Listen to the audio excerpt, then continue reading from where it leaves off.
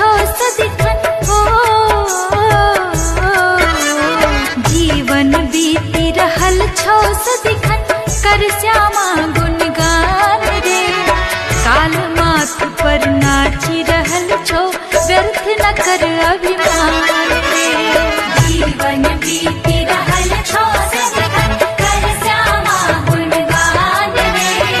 काल माथ पर नाची रहल छो, व्यर्थ न कर अभिमान रे। जीवन बीती रहल छो सदिखन।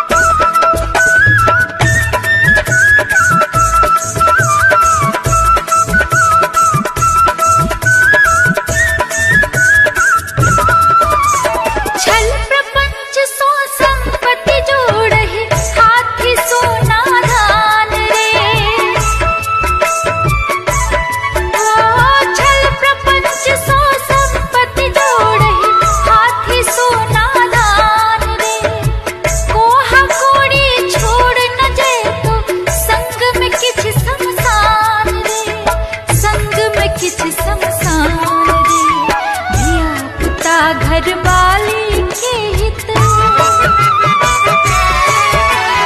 धिया पुता घर वाला के हित, हरदम रहे हरान रे।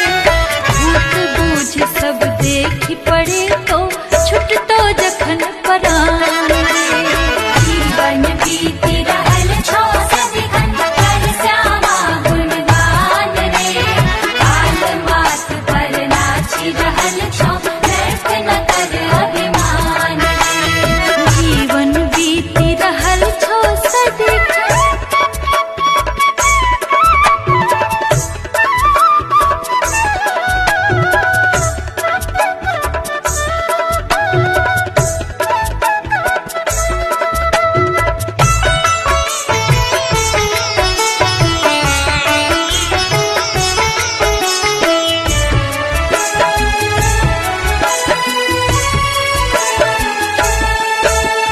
परिवारक आरामक खातिर कजहि धर्म ईमान रे।